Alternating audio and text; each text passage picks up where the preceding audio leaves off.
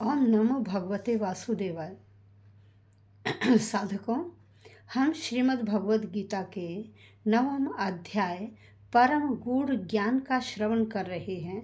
श्लोक संख्या 8 तक श्रवण कर चुके हैं, जिसमें भगवान कह रहे हैं कि देखिए, मेरी जो विलक्षण अद्वितीय शक्ति है, उस अद्वितीय शक्ति के माध्यम से ही मैं इस पूरे संसार को प्रकट करता हूँ, पूरे संसार को प्रकट करता हूँ। संसार के कण कण में मैं समाया हुआ हूँ, लेकिन मैं उनमें लिप्त नहीं होता। ये सारी चीज़ें मेरा ही अंश हैं, लेकिन मैं उनका अंश नहीं हूँ। ऐसा श्री कृष्ण अर्जुन को बता रहे हैं।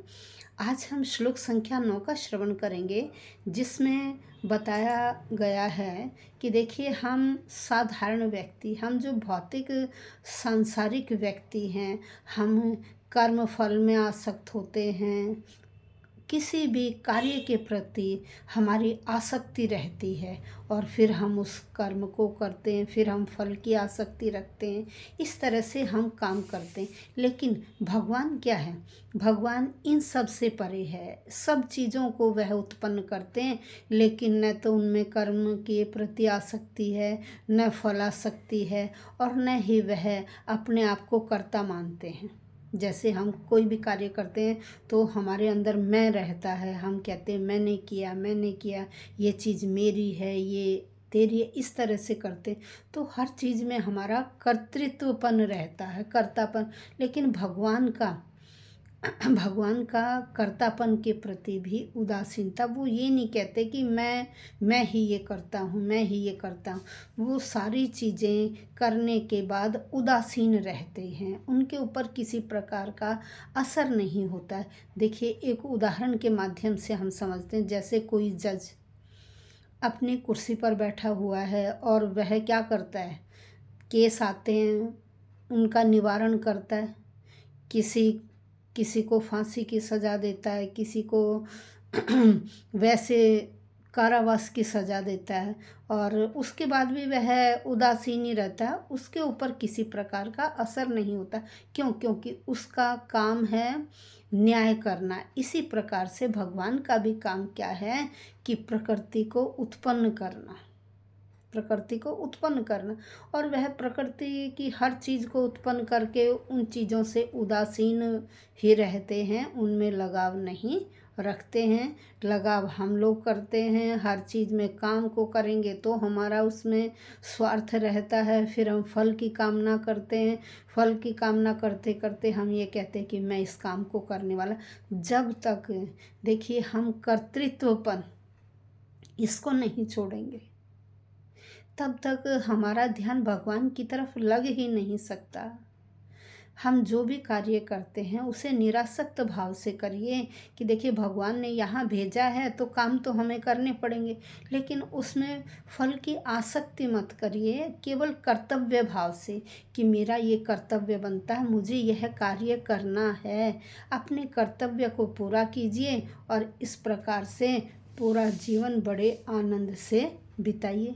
तो देखिए, भगवान भी क्या करेंगे, जब हम निरासक्त भाव से काम करेंगे, भगवत भजन में लगे रहेंगे, उसका ध्यान करेंगे, कोई स्वार्थ भाव नहीं रखेंगे, तो क्या होगा, धीरे धीरे हमारी आसक्ति भी किसकी तरफ, भगवान की तरफ होती चली जाएगी, और सारे कार्य अपने आप इस समय पर पूर्ण होते चले जाएंगे। केवल हमें परिश्रम, देखिए, परिश्रम नहीं छोड़ना, परिश्रम तो करना पड़ेगा, क्योंकि हमारा कर्तव्य है। इस संसार में आए हैं तो हमारा कर्तव्य बनता है काम करना। काम करिए, लेकिन निरासक्त भाव से करिए, काम से पीछे भी मत हटिए। ऐसा श्री कृष्ण भगवान हमें समझा रहे हैं। तो साधकों, ये जो अध्याय है, ये परम गूढ़ ज्ञान, यह ज्ञान कोई नहीं दे सकता। यह ज्ञान हमें केवल और केवल भगवान का जो ये ग्रंथ है, श्रीमद् भगवद गीता, इस ग्रंथ के माध्यम से ही हमें इस ज्ञान की प्राप्ति हो सकती है।